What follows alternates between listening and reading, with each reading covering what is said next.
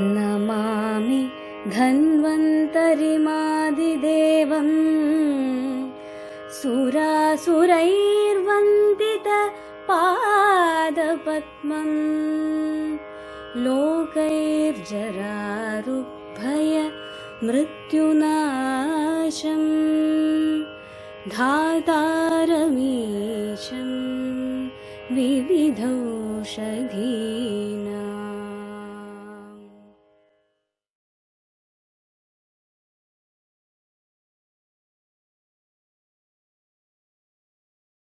So to start with today's topic, we are going to discuss about the principles of diagnosis and management of chronic disease in Ayurveda. Majorly, if at all we look at the chronic diseases that our nation is going through, is majorly the cardiovascular diseases and the risk factors of these cardiovascular diseases like the diabetes and blood pressure and obesity and dyslipidemia. Now, whenever I was studying Ayurveda after completing my modern medicine studies, what I could see was normally when we talk about any kind of chronic disease management, when I used to talk to my friends related to modern medicine as well as Ayurveda, I used to ask them a very simple question that when Ayurveda has all the strengths to deal with this chronic cardiac disorder, why is Ayurveda not being called upon as the first line therapy in this chronic disease management? This was a question that every time that poked my mind, and I tried to find a solution onto it. So personally, when I thought about it a lot, I could see that these are the three major reasons why Ayurveda would have not been the first line of therapy for chronic cardiac disorders. As you could see on the screen, the first thing that you could see is lack of measurable parameters. Like for example, if at all a patient, if at all he reaches to an allopathic practitioner and the patient is diagnosed with anemia, the allopathic practitioner would like to put some measurable parameters to his anemia, saying that his hemoglobin is about 7 or 8 or something like that. And then the initiation of the treatment is begun, in which the targeted improvement in the patient is expected to reach with his hemoglobin to about 11 or 12. Now, in this case, the allopathic physician had a typical measurable parameter, which according to me was lacking in Ayurveda, because whenever a patient reaches to an Ayurvedic physician, and when the Ayurvedic physician talks about the basic modality of the basic science of Ayurveda, that is Vat, Pitta, Kapha, and about any kind of disorder, a kind of measurable parameter, if at all, would have been applied, the understanding for the patient as of the journey of his disease and the journey of his treatment would have been very much more clearer for the patient. So according to me, the lack of measurable parameters would have been the first reason why the patients as well as the doctors could not have a good conversation in between them. That could have been the reason. So that is the first personal reason that I think would have been this reason for Ayurveda not being the first line of therapy. Along with this, the second most important thing that I've observed is lack of availability or lack of reach of Ayurvedic services for the patients. Like for example, if at all a patient normally goes through some kind of headache or some kind of chest pain or some kind of any kind of disorder, the first service that is available to these patients out of his house, maybe it's a medical shop, maybe it's a medical service, maybe it's a hospital, maybe it's an emergency service. Most of these services that are available are related to modern medicine. Hence, as the patient reaches to this modern medicine service provider in the beginning, he starts adhering to the same thing instead of Ayurveda. Over here, I would like to put up a point that most of the Ayurvedic physicians, if at all they start practicing Ayurveda only, then the lack of availability, of lack of reach, this problem would disappear and nobody would be able to stop Ayurveda from being the first line of therapy in the future. Along with that, the third most important point that I had observed was lack of scientific data or lack of evidences. Like, for example, if at all we go on Google and try to search for some kind of evidences or some kind of published research papers, the first paper that comes out for any kind of disorder that we look out for is through the modern point of angle. So if at all we all as Ayurvedic lovers, we come ahead and try to publish one research paper from our side in our whole lifetime, there would be n number of research papers which would be there on the search engine like Google, and a common man, when he looks out for some validation for the treatment that is going through, his validation would be proven by these search engines, because most of the people are there on the internet looking out for some kind of evidences or some kind of validation for the therapy that has been advised to them. So in this case, these 3 points, if at all they are being taken care of, I am sure that Ayurveda would be the first line of therapy in the future. So when I realized these 3 points being so important, I thought that why should I not take the first step to assess these 3 points and take steps to make Ayurveda the first line of therapy. So when I went into the details of the diseases that were going through, we all know that the mortality due to coronary artery disease, mortality due to cardiovascular disease in our nation is substantially increasing day by day. In the year 1990, the mortality of our nation was 15.2% due to this coronary artery disease or cardiovascular diseases. And now in the year 2017, the recent research has shown that the mortality, in spite of angioplasty and bypass coming up like anything, the mortality hasn't reduced. The mortality has, on the contrary, increased to 28%. That is almost double. So what are we supposed to understand is cardiovascular disease being a lifestyle disorder, being a non-communicable disorder, I am sure that Ayurveda would be the only line of treatment which can help our nation to reduce down the burden of cardiovascular diseases as we go ahead. When I realized this, what I could understand was the basic risk factors required for the heart disease to come in any human body is about diabetes, hypertension, and obesity. And the prevalence of diabetes and hypertension is also going up, which are also lifestyle disorders. So if at all we try to treat cardiovascular diseases, we'll have to treat diabetes as well as hypertension also, because unless treating these risk factors, I'm sure that the cardiovascular disease would not disappear from our nation. Hence, we plan to conduct some animal trials to check, because when I had been going through n number of granthas of Ayurveda, I could see that there are n number of herbs, there are n number of therapies which have been already explained in the Ayurvedic text, which need to be reproven as per today's literature and today's need. Hence, we plan to conduct animal trials to understand the mechanism of action of those herbs.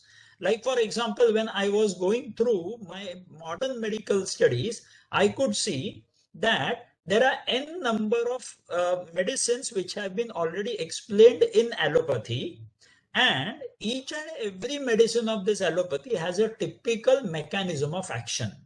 Like, for example, when I was studying the antihypertensive medications in allopathy, I could learn that there are n number of herbs which are calcium channel blockers, which are angiotensin converting enzyme inhibitors, which are diuretics, and they help to reduce down the blood pressure through these mechanism of actions. At the same time, when I used to study the oral hypoglycemic agents, the anti-diabetic agents in allopathy, I could study that there were n number of medicines which used to increase the insulin secretion, as well as there were n number of medications which used to reduce down the insulin resistance. So when I was studying this, and later after 2001, when I started studying Ayurveda, I realized that there should be some power in Ayurveda by which we will be able to analyze the exact mechanism of action of these herbs which have been already explained in the text. Hence, the best way to study was an animal trial. So as we went ahead, the first animal trial that we did for n number of herbs in the hypertension management, it has been used. We could see that there were n number of herbs in Ayurveda which were already explained, and these herbs had a specific mechanism of action which we could realize after these animal trials. If at all you could see over here, Herbs like Brahmi and Shunthi have a good calcium channel blocking activity. So if at all we confront a patient of systolic hypertension, I think Brahmi and Shunthi would be a very, very good herb of choice for treating patients with isolated systolic hypertension. At the same time, we could see that Vacha, Bhibitaki and Pippali, these medicines have angiotensin converting enzyme inhibitors, and these herbs could be a very good choice to treat the patients with isolated diastolic hypertension. As well, medicines like Punarnava have a good diuretic capacity, and to be very honest, these diuretic herbs will be working more better than any normal diuretic in our allopathic medication, and these diuretic herbs will help to reduce down the blood pressure in a very, very early phase of hypertension.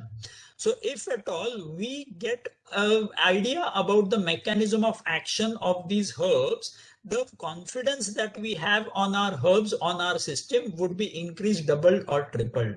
So that was the basic intention behind conducting such kind of animal trials. In the same way, we conducted animal trials for diabetes management herbs also. And we could realize that all the anti-diabetic herbs that have been explained in the Ayurvedic text have a specific mechanism of action to reduce down their blood sugar. Like for example, if at all on the screen you could see that Daru Haridra can be a very, very potent medication, potent herb to reduce down insulin resistance. So type 2 diabetics, when we confront in our clinics, if at all we use Daru Haridra in those patients in specific doses, we will be able to reduce down their insulin resistance very well. At the same time, Amalaki, if at all we use it, we will be able to protect the beta cells, as well as it has an extra power of regenerating the beta cells also. Maybe that was the reason why Dhatri Nisha Yoga has been explained in the Ayurvedic text in Charak or any other book that you go through. These yogas are absolutely been mentioned to be helping these diabetic individuals, and thus the animal trial also reproves the same concept. At the same time, Haridra has a very good beta cell protective action like Amalaki. And if at all we talk about Gudmar has biphasic action. That is, first it is an insulin secretagogue that will help to increase the insulin production from these beta cells of islets of Langerhans, as well as Gudmar has a specific action of coating the intestine by agents in which the carbohydrate absorption through the gut is going to reduce down. Along with Gudmar, there would be medicines like Banaba, which again help you to increase the secretion of insulin. So thus, these diabetic herbs that we had, anti-diabetic herbs that we had tried to assess on animal trials, we got actually a beautiful result, which increased the confidence in the whole system of Ayurveda. Along with that, when we tried to analyze few herbs for coronary artery disease management, because whenever Madhavbaug is been questioned about what happens to the blockages of these patients who have been treated by Madhavbaug therapy, these are the simple questions that every normal patient as well as every doctor asks about. Hence, this trial becomes very important. In this trial, we tried to have some animals in which we tried to feed them with Western high fat, high cholesterol diet, which was full of oxidant diet, and due to which we could create that amount of fatty tissues inside. And here you could see that the arrows in the upper two slides, you could see the arrows have been showing the typical deposition of fatty tissues in the endothelium of the vessel.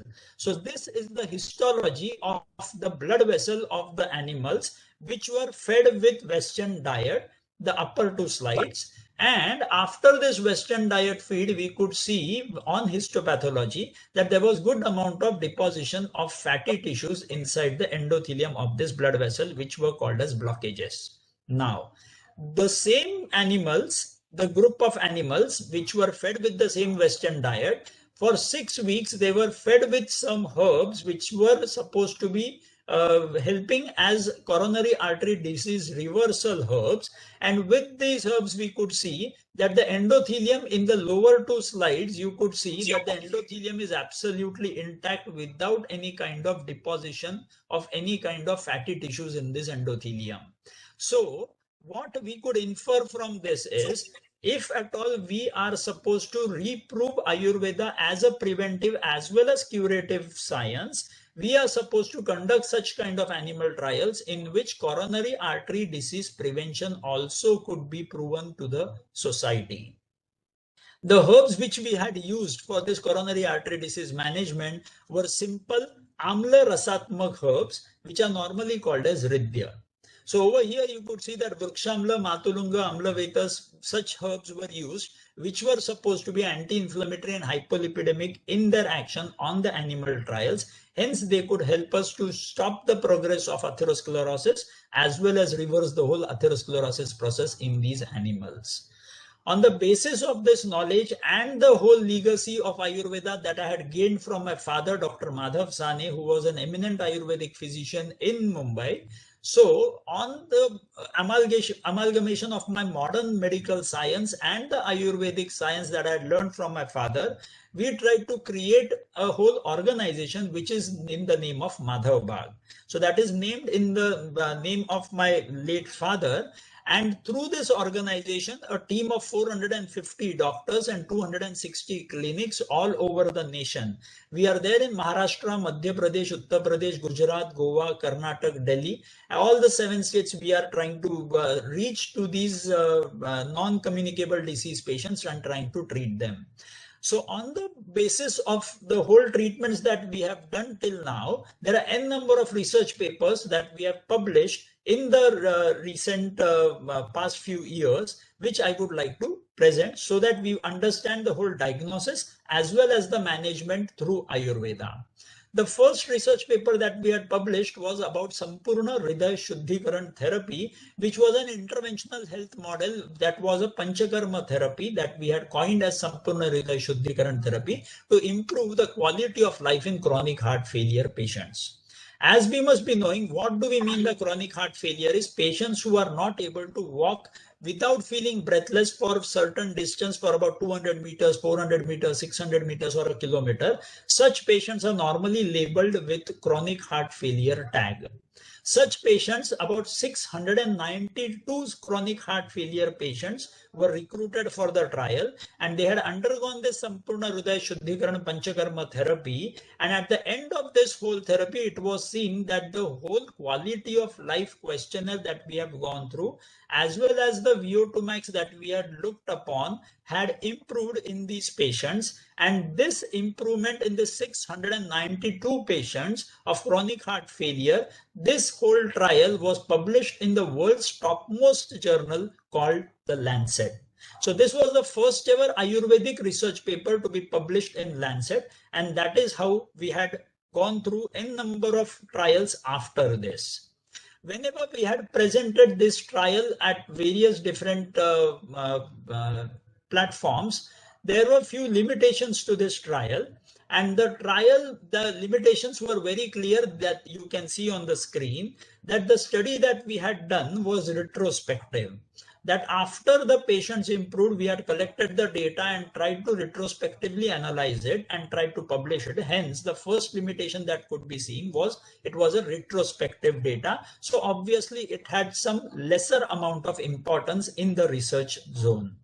Along with that, the second question that the cardiologist over there had asked about was, does this therapy actually help in improving the ejection fraction of these chronic heart failure patients or not?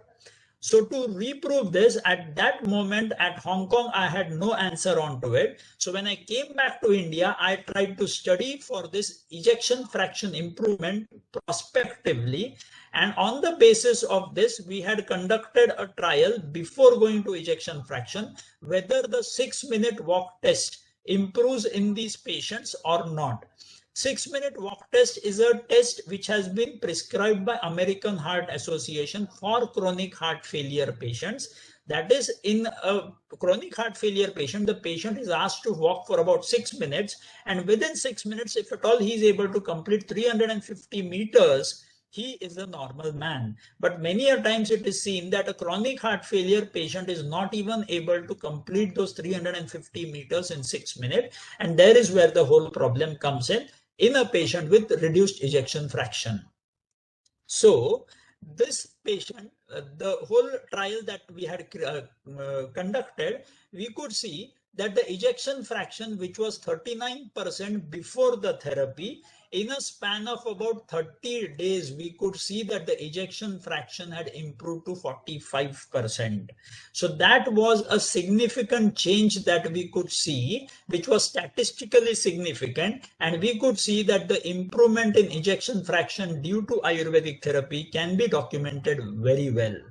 As well, the 6-minute walk test was easily to be seen that the 6-minute walk test also had improved statistically significant in this chronic heart failure patients. When we published this trial at the World Cardiology Congress in Australia, the question that was asked on this trial by the cardiologist over there were that this trial had a non-randomized approach, as well as we had no control group to reprove that whether this therapy exactly helped the patients or whether it was something else which had helped the patients. So the cardiologist over there gave us a reference that what are we supposed to do is they gave us an idea about conducting a randomized controlled trial. When we went back to India from Australia, we started working on these kind of randomized control trial. I tried to search n number of studies at that moment, whether any kind of randomized control trial for Panchakarma therapy has been conducted in our nation for Ayurveda. I could not find even a single randomized control trial. Maybe the reason was the amount of finance that was involved in such a randomized control trial. That would have been a hindrance, but I was not aware about it. But still, I plan to conduct a randomized control trial for the therapy to be proven on the face of modern medicine. And here, this trial, when we went to the ethical committee for the permission, it was a clear indication from the ethical committee that this randomized control trial, if it includes the chronic heart failure patients, the cardiologists have to conduct this trial in their hospitals at their locations on their patients on their own parameters, and they would be marking these improvement or non-improvement. We agreed to this and the trial was planned. As on the screen, you could see the two groups of these disorders, group A, arm A and arm B. Arm A was the group in which the HFRT, heart failure reversal therapy, the Ayurvedic Panchakarma therapy was supposed to be conducted along with the conventional oral medical management of allopathy. And in arm B, only the conventional oral medical therapy of allopathy was supposed to be conducted. So there were two groups. So it was randomized as well as a controlled trial in which arm A and arm B was supposed to be put in. Arm A, as I spoke right now, it had a combination of two therapies. That was, one was Ayurvedic therapy and second was the conventional oral medical therapy. And the second group, that is arm B, was only with conventional modern medicine therapy. Now, this was a multicentric trial and the cardiologists themselves were the principal investigators with 18 weeks of follow-up post-therapy that was planned to check the efficacy post-therapy also, whether the patient improves onto it or not. At the end of the whole trial, the results are there in front of you. The results were to be calculated on the VO2 peak, which was supposed to be calculated in ml per kg per minute. What does that mean is, if at all a chronic heart failure patient has a VO2 max beyond 35 ml per kg body weight, this patient would have an excellent prognosis and his chances of mortality would be very, very less. 1 ml of VO2 peak increase in a heart patient helps them to reduce down 15% chances of their future death and MI, and thus reducing down the probability of heart failure. So at the baseline, when we could see about the arm B, which had only the conventional therapy, only allopathic therapy group, that was arm B, which I'll be showing before, that is at the baseline, their VO2 max, which was supposed to be normally 35, in those patients, as they were chronic heart failure, at baseline, their VO2 max was 19 ml per kg per minute. After 6 weeks of allopathic medications, the VO2 max increased to 21 ml per kg body weight per minute in these patients who were to be treated with conventional allopathic therapy. And after 18 weeks, you could see that there was again a better increase in these patients where the VO2 max increased to 24 ml per kg per minute. So these are the improvements in allopathic group of conventional medical therapy. Now the question comes about arm A, in which the Ayurvedic therapy, the Ayurvedic Panchakarma, was supposed to be performed in these individuals. At baseline, if we could see, we could see that the VO2 max to begin with was as equal as that of allopathic conventional therapy before the treatment. So where the allopathic group, the patients who were supposed to have the allopathic treatment, the VO2 max at baseline was 19.02, while in Ayurvedic group also it was 19.65.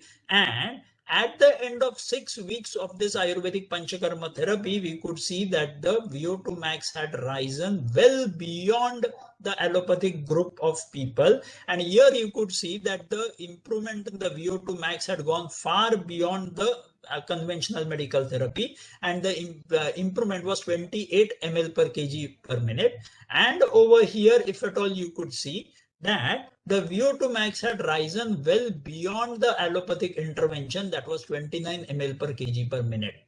So this clearly proves that even though the cardiologists perform this therapy at their location, on their patients, on their own markers, Ayurveda has a very, very upper hand in treating these chronic cardiac vascular diseases.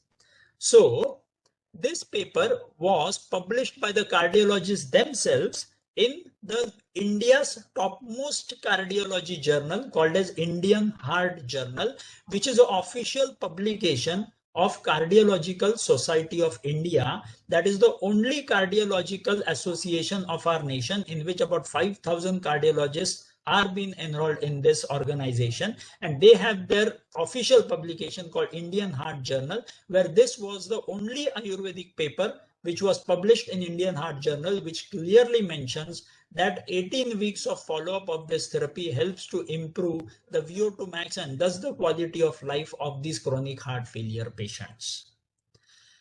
Now, when we had published this trial at their conference in Chennai, there were a number of questions which were supposed to be asked, that these patients who were having ischemia also along with chronic heart failure disease, in those patients, the ischemia had not improved. That was the first limitation of this trial. And the second trial was that if at all ischemia is also to be proven, we are supposed to consider a gold standard parameter for assessment of ischemic heart disease also.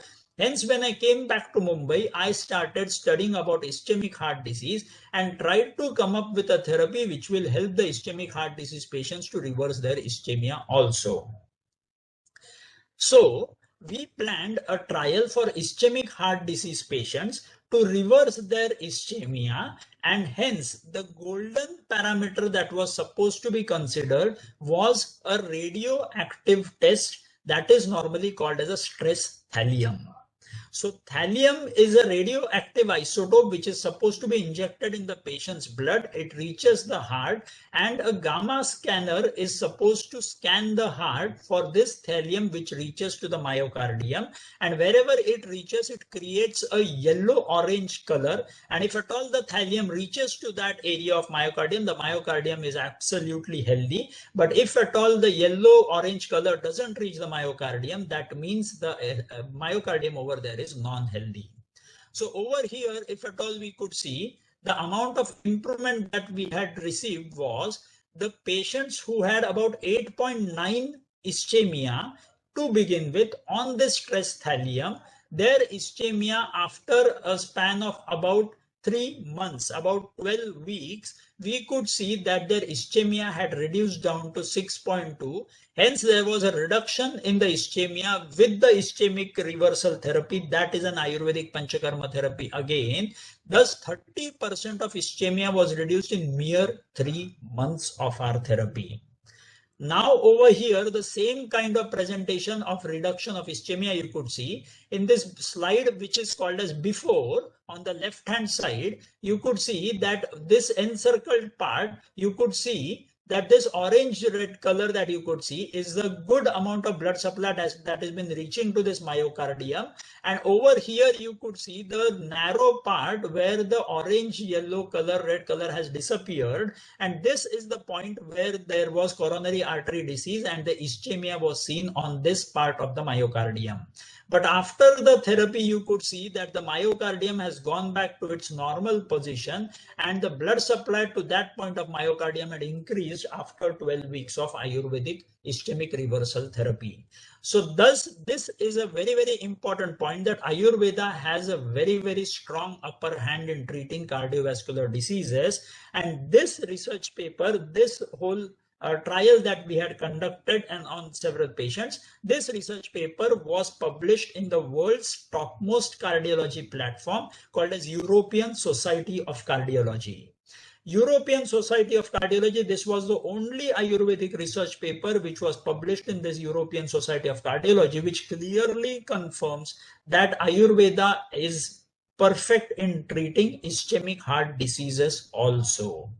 So even though an radioactive test has been conducted for these patients to check the anatomical as well as physiological improvement in these patients, this test also shows that the patient improves with Ayurvedic therapy. As we went ahead, the cardiologist over there at the European Society of Cardiology in Vienna, I had published it. And over there, the cardiologist had simple questions that we do accept that the ischemia has reduced due to this therapy.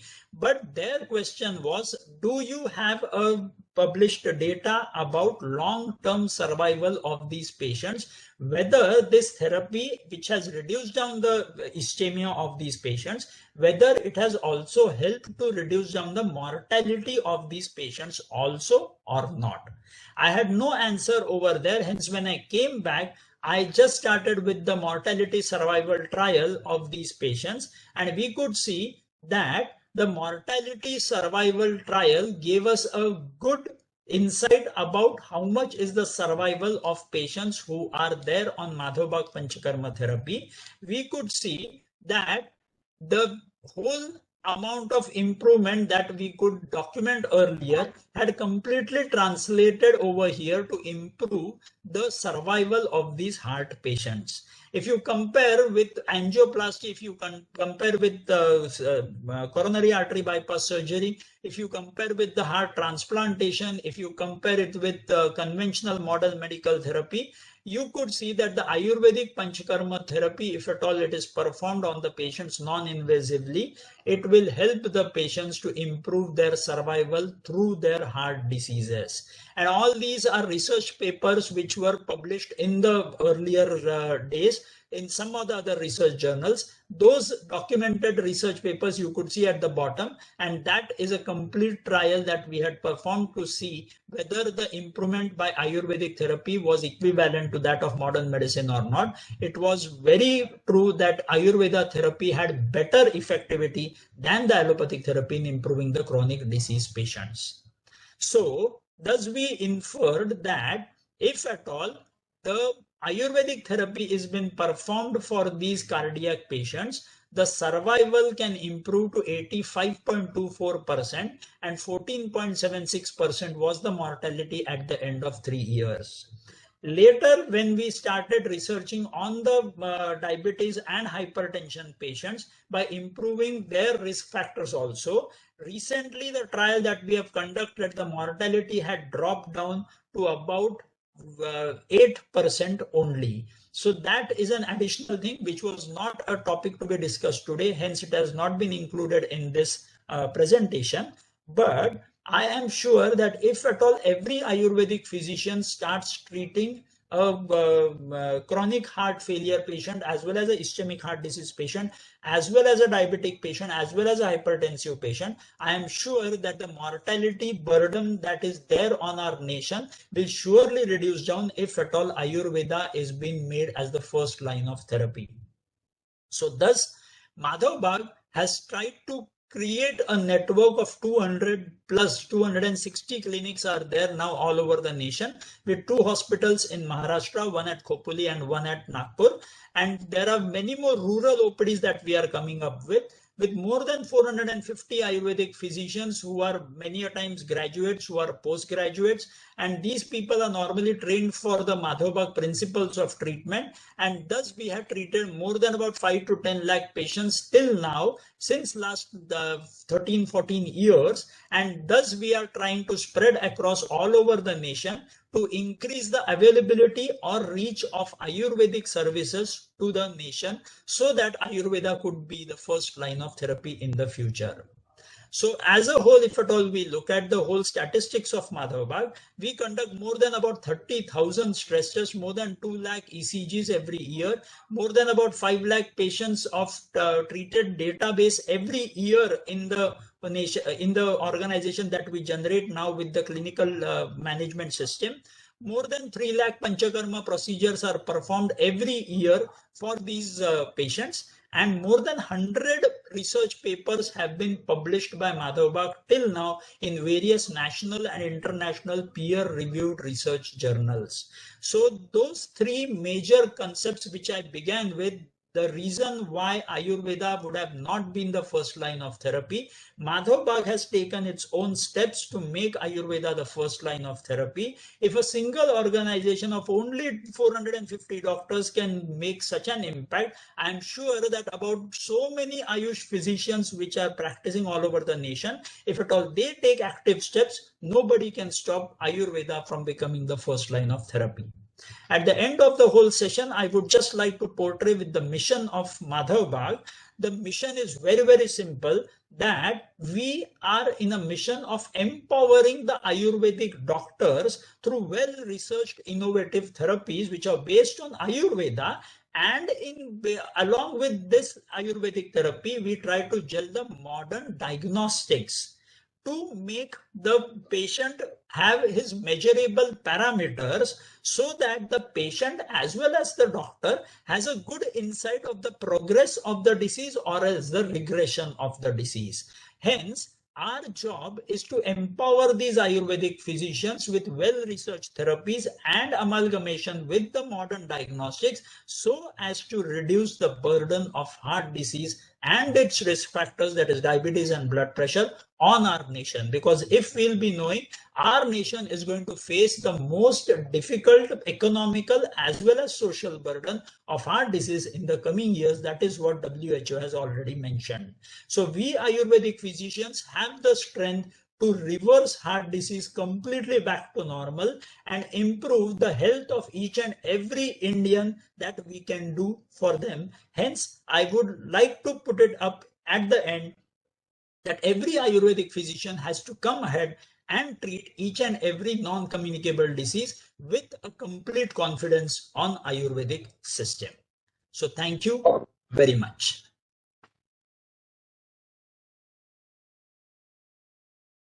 Thank you, sir. Thank you, sir, for your wonderful presentation and enlightening words. Now the session is open for interactions. We have a few queries in our chat box. Sir, can I go for it? Please. Yes. Sir, the first question is, can you please share experience in development of collateral circulation after Ayurvedic treatment? Okay. Now, when we talk about collateral circulation, which develops with this Ayurvedic therapy, I would like to put up the investigation that is normally to be conducted to check the collateral improvement in these patients. The basic investigation that would be conducted for collateral assessment is going to be stress test. If at all a patient was able to walk on the stress test for about 5 minutes where he has to complete the 9-minute bruise protocol. If at all due to that disease, he was able to complete only 5 minutes on the stress test protocol. After the treatment, if at all he goes to about 7 minutes, 8 minutes, 6 minutes, 9 minutes, that means the blood supply to the myocardium has increased because the ischemia has reduced and the patient could walk for a longer distance, and that clearly proves that the collaterals have improved. That was a basic investigation that would help us to show whether the collaterals have improved or not. That is first. Second most important thing by which collateral could be assessed would be a bolus that has been impacted in an angiographically documented vessel to block that vessel, and once the vessel has been blocked, the collaterals open up on the angiographical model. This is normally a raindrop method of angiography, in which the bolus goes and impacts, and that leads to documentation of the collaterals, which is not a very practical investigation that has been performed in the world. Hence, nobody normally goes for it. But the newer investigations like global longitudinal score, which can be assessed on a simple 2D echo with 4-chamber view. The normal 2D echos earlier that were done were 2-chamber view, but the newer test that can be done is 4-chamber view, in which the global longitudinal score, which should be -18 and beyond.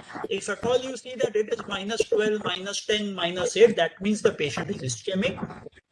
If at all due to this therapy, the GLS goes on improving to -14, -16, -18, that means the collaterals have improved. Now, whether only the collaterals improve or whether the blood supply is improved due to actual reduction in the plaque is still very difficult to be documented for any kind of research. But as we have asked the question related to collaterals, that was the answer to this appointment. Yes, that's clear. So the next question, do you observe any relation between Prakriti, the body constitution, and its susceptibility to cardiac disorders? Absolutely, yes. Like for example, the shloka that normally has been explained in the Ayurvedic text, that dusha itva rasam dosha vigunatam rudam gata nana badha prakurvanti rudrogam tantra chakshade. So that itself speaks about the doshas which are being vitiated, and these problematic doshas, when they reach to the heart, they create a problem. As we all must be knowing, any of the grantha, Vataj Rudrog, Pittaj Rudrog, Kafaj Rudrog, Krupij Rudrog, and Sannipatej Rudrog, we could see that typical doshas have been explained, and when we try to actually practically examine it in the patients that we see in the clinical OPD, typical presentations are observed that have been explained in the granthas. Like for example, Vataj Rudrog would be explaining of severe pain whenever the pain comes in for the patient. The patient would be complaining of severe pain, that is cutting, that is stabbing, that is tearing pain. All the kind of pain would be available in Vataj Rudrog, but no other symptom the patient would explain of. And the same thing has been explained in Grantha. But in the case of Kafaj Rudrog, we could see that the pain is very minimal, but the other symptoms like excessive salivation, the heaviness in the chest, as well as the patient complains of some kind of heaviness or laziness, those things would be clearly visible in those patients. While in case of Pittaj Rudrog, whenever the patient comes down to the clinical OPD, he clearly mentions about burning in the sternum, burning in the epigastric region, as well as burning in the precordial region. And whenever the medicines that have been explained in the Ayurvedic text for the treatment of these Pittaj, Vataj and Kafaj disorder is been implemented on those patients, excellent results are being observed in those patients. So I'm damn sure that the further research, maybe after a year, if at all you call me back on these lecture series, I will be able to publish those kind of trials which will be clearly mentioning about Vataj Rudrog treatment, Pittaj Rudrog treatment and Kafaj Rudrog treatment. But that has an absolute science behind it, and I'm a fond lover of that science.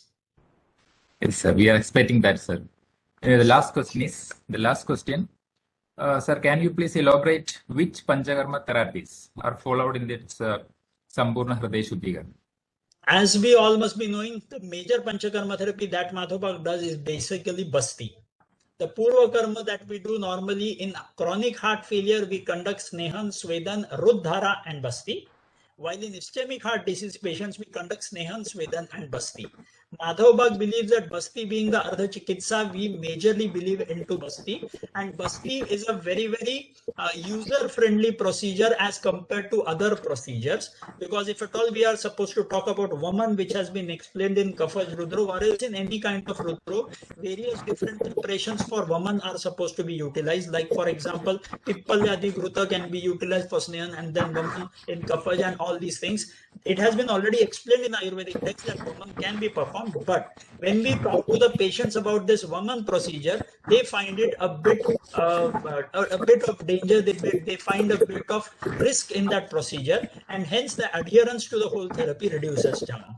So practically what we had observed was Basti being a comfortable therapy for the patient. He doesn't have to do something expulsive acts related to it, and that becomes practically an easy therapy for the patient as well as for the doctors. Hence Basti is the mainstay of treatment in Madhavbaug, and that is what is this Panchakarma therapy about.